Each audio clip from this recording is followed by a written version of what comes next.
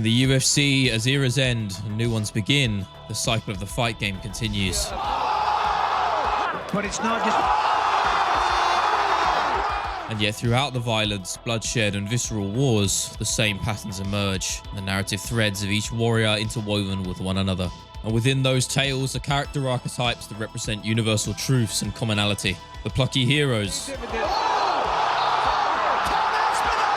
the complex villains, I would literally kill you if you spit in my face. Yeah, let's try that, John. and everything in between. I'll guide you through the most infamous of them all. I simply ask that you consider subscribing to the channel below. The mentor or sage represents those of a bygone era, ancient masters of their craft with skills honed to the highest degree. But as the body cracks and breaks, those talents are lost to the corners of time, upon which the mentor role must be filled. For a UFC veteran, their fighting spirit lives vicariously through a chosen successor who takes on the intelligent fighting knowledge that he can no longer weaponize. Old man Glover Teixeira has seen it all. Across an 11-year run inside of the UFC's octagon, he has faced trials and tribulations that would break lesser men. But as the dust settled, the blood on the canvas dried, he stood alone as the oldest champion in UFC history. Second title shot for Glover Teixeira. Last one came in Baltimore, Maryland, April 26, 2014 against John Jones at UFC 172. Gets the takedown. Early takedown for the challenger. Oh, he's attacking his neck! Oh my God! Oh, Glover Teixeira breaks through at 42. Wow. He's the undisputed light heavyweight champion. Glover Teixeira! He's 42 years old, and I'm gonna keep breaking those rules. Never give up in your dreams.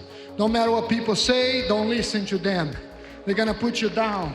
Don't listen to those negative people. Fate itself perhaps provided the opportunity, but it was Glover's decaying body that had withstood long enough inside of the cage to find victory. And in doing so, he had made history. But time remains undefeated. And soon after, he would find his stained gloves lying on the canvas. A legendary career now over following 2 brutal losses. Oh, big uppercut from Jamal Hill. Another head kick. Couple big right hands again for Jamal Hill. Jamal Hill! But a new chapter had begun. No longer a gladiator, but a coach. And who, may you ask, was his chosen protege, picked to carry on a legacy? The kickboxing fundamentals of Alex Pereira were innate, sure, but the added panache from Glover's grappling pedigree would go on to create a perfected weapon. In being the wise sage, Teixeira had avenged his losses, both of his adversaries falling victim to Powhatan, now making history as a 2-weight king.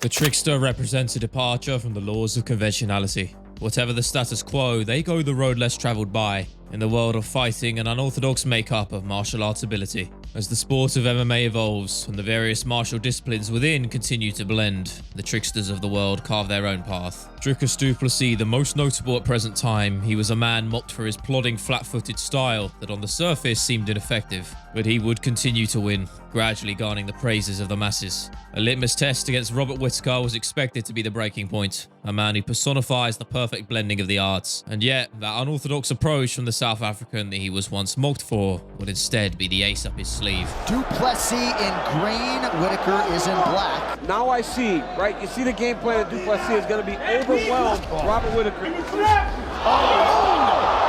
back. He's hurt bad. Du Plessis got Whittaker in all kinds of Whittaker's in a world of trouble. Big strike raining down by the South African. Dricus du Plessis calls his shot and stops Robert Whittaker inside 10 minutes. Dricus du Plessis. And going one step further and beating Sean Strickland, he was now a king of the middleweight division, finally vindicated from all previous insults and comments. Just so for the record, is there some people that think I lost the fight? Dana said it? Well, bullshit. Yair Rodriguez is another, perhaps more characteristically fitting. He puts the flair into fighting that few can match, even taking it to Max Holloway in the realm the Hawaiian had mastered. Culminating in an interim championship chance, his adversary was the antithesis to the trickster fight style, the hard-hitting Josh Emmett standing opposite. So light on his feet. Like a butterfly, fast. Oh, there's a bite. You heard a bad at that. Yair's constantly attacking. He's going to pull it down. He's got it locked in. That's in. Yeah, that's locked up. That's it. He is UFC champion. He submits Josh Emmett to win the title. The new interim UFC featherweight champion of the world. Both men fit the bill, but El Cucuy Tony Ferguson epitomizes the style inside and out of the cage. A fighting anomaly, his erratic nature proves that no one truly knows his next move.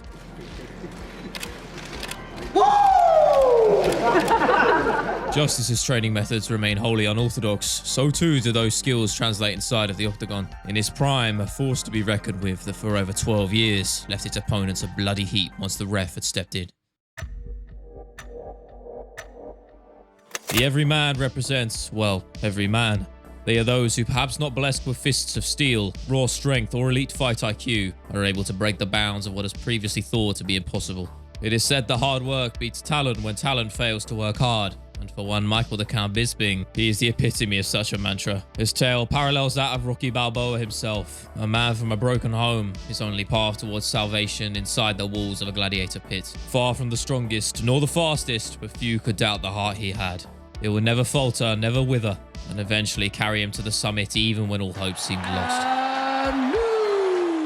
For an everyman, their tale is never one of smooth sailing. No reign of dominance, an aura of invincibility, and the Englishman's initial run in the UFC was rife with ruin. Despite an initial impressive streak leaving him on the cusp of a title shot numerous times, the cruel, harsh reality of the fight game would continue to knock him back down. I mean, it's cliche to say, but you learn from your losses. When I lost to Dan Henderson at UFC 100, we know the drill. Dude caught me with the right hand, I went down, jumps in the air, boom. Forearm smash, puts me to sleep for quite some time. I didn't have a goddamn clue where I was, what day it was, what was going on. I actually thought that I wasn't fighting for another 3 months. But for an everyman, a loss does not define them. They simply dust themselves off, pull up the socks and get back on the saddle. And Michael would continue to do so for a decade of fighting at the top level. A bounty of scars weathered, but it was one injury in particular that for anyone else would end their career then and there. But Michael was cut from a different cloth. I built up to another one. I was fighting Vitor Belfort, who's well known for being a massive juice head. And they said to me, go down to Brazil, you beat Vitor Belfort, you'll get a title shot. So I went down there, got kicked in the head. I went down, he followed it up, they stopped the fight, so he beat me. And then a few weeks later, started having issues with my eye. I was told I would never fight again. I was fighting about the tears. And I went to see the doctor, and then he was like, to be able to clear by commission to fight, you got to have 2200 vision. I cheated a lot of tests. I did whatever I had to do. Back then, fighting was all I had. Quitting and trying to not become the champion did not even occur to me for a split second. Giving up never even occurred to me for a heartbeat. For Bisping, half of the fight was being cleared to make that walk. Putting all of his chips down for one last run, he would grit the teeth and go once more onto the breach. And I'm sure you know the rest. A fated short notice effort against a man who had beaten him once before. And as his adversary Luke Rockhold eerily foretold, it's my destiny. Yeah, it is. You just said, believe it, it will come real. It is my destiny. I believe, Luke. I believe. He got rocked. He heard him back. He heard him back. And again, Michael Bisping is the new UFC middleweight champion of the world. Oh my goodness.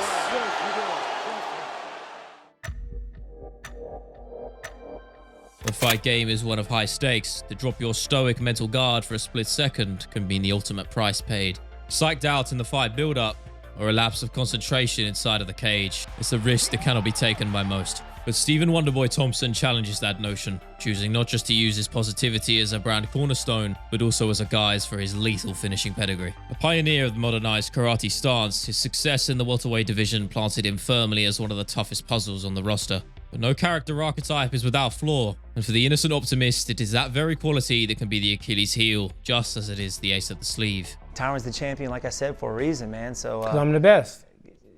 Yeah, but I'm going out there to prove that.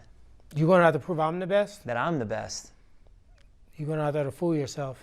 It's all right, man. I don't know why you gotta be so mean, man. This guy's so mean. To remove any humanity left within can provide that primal edge, a bloodthirsty, unforgiving mindset that the most stoic are able to channel when the chips are down. Wonderboy refuses to stoop to such levels. A moral victory, but has perhaps stopped him from reaching his full potential. Paired with the at the time dominant king Tyron Woodley, Their mentalities inside of the octagon couldn't have been further apart. Steven ever composed, enjoying and embracing the moment. Woodley the primal finisher, ever waiting to land that big right hand. This is a high-stakes game of chess right here. That's what this is. Here's the kick. Yep. Woodley catches it. Big moment for Woodley. On top. Yeah, Wonder Boy's battered. Good combination there. Tyrant slides away. Oh! Big Woodley hurt it down. Jack, and he drops down for the guillotine.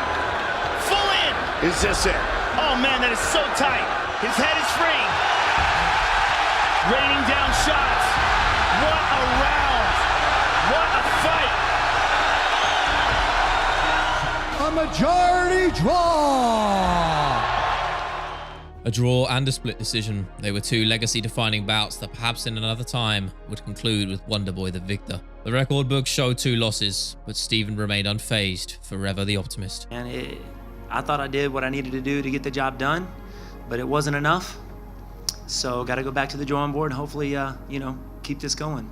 Though he may not be a champion, and the encroaching clutches of time continue to sink in, Wonderboy remains true to his values and principles, which is more than could be said for many. The Puppet Master is one who, to put it simply, controls all. They pull every single string in their desired order to orchestrate a grand plan, and for the denizens of the Ultimate Fighting Championship, they remain forever controlled by Dana White and the rest of the top brass.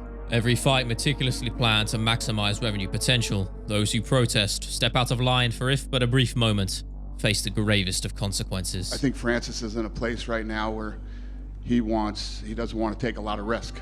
Feels like he's in a good position where he could fight lesser opponents and make more money. I've told tales of fighters past. Many unjustly bullied and coerced, some underpaid, and others erased from the scriptures of MMA entirely. Dana White pulls no punches, and whatever he wants, he most certainly gets. And as of UFC 304, the stories of 2 more victims of the Puppet Master have finally concluded, one of which salvation actually found. Bilal Muhammad, the unlikely hero, a man whose journey long nullified and stifled by the boss. Undefeated for years, he had watched as others passed him by, lesser men granted riches due to their relations with White.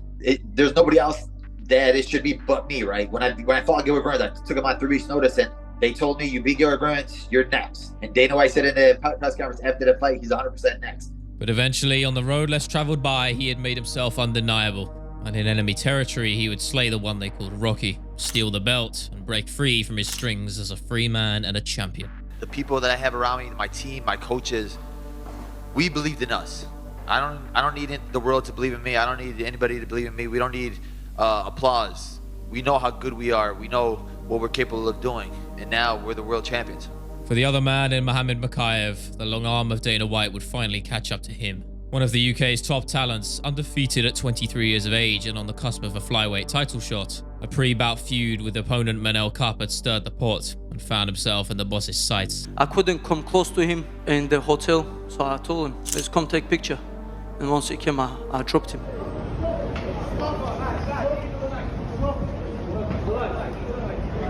And despite the fiery build-up, it was a duel with far from the same energy. And although Mokaev would get the nod, Dana White had seen enough and laid down the law without a second thought. Yeah, the matchmakers aren't big fans of his for many different reasons. Would you be interested in, keeping him around in the fall? I think the PFL is going to get a great undefeated guy. Mokaev's evident skills and record pointed to numerous transgressions outside of the cage being the crux of the issue. But it's well acknowledged the UFC's earth is scorched. There are no morals whilst men like John Jones remain in the company. And Mokaev, being a victim of the Puppet Master, feels anything but just. Once revered and loved as a champion, a great, a fallen hero now seeks redemption as a forgotten man, irrelevant to the masses, doing anything to reach those grand heights once more. Inside the world of mixed martial arts, it's an archetype that fits best for the aging veterans of the roster, each of them now trying to run back the clock one last time. Israel Adesanya fits somewhere in between. As though not far down the line as others, he remains in the same position, a man vying to retake the throne, now for the 3rd time. For anyone to doubt his star power and positive fan reception amidst his rise would be disingenuous. His mythical status as a contender set him apart as a new breed, or as he would say, I'm the new dog in the yard, and I just all over this cage. The next coming of Anderson Silva, his rise was meteoric, culminating in a legendary interim title bout against Kelvin Gastelum. Give me 2-2 going into the fifth. That fifth round, I found out the depths I'm willing to go. I looked at him, and I remember, I call it Ese Diablo. He was looking at me, and he just had this like look, and he's just swinging his hands. And I said, "You're not gonna beat me. I'm prepared to die." One of the greatest title fights you will see.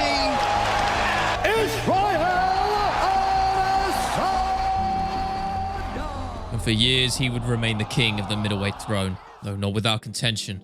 Amidst the theatrics and lofty ambitions spoke on the microphone, fan resentment had begun to simmer, as his performances failed to live up to those grand plans. Alex Pereira would come to haunt him, elevating his game to the standards of days past, and after 2 legendary bouts, he lay once without a belt to his name, before claiming it right back. Oh! Counter right from Adesanya! Pineda down and out! Order restored! The mixed martial arts is a cruel game, and so soon as he had recaptured his throne and restored the faith of the fans, it would all be taken away by a man rapidly garnering public praise all the same. One of the biggest upsets in UFC Championship history. Sean Strickland, in all likelihood, is heading back to the United States of America as the undisputed middleweight champion of the world. The masses would U-turn, as Adesanya once more became a king without a crown. And after gaining a somewhat undeserved chance to be a 3-weight king, the bout's build has proven him to be a man clinging onto his past glories, lacking the same verbal flair he once held. I don't really give a fuck where he's from, but I'll show him who he is. Yeah, whatever that means. I'm glad you took up golf, because, you know, that's a retirement sport. I can understand you start playing golf. Hey, man, you do what you have to do in your own time.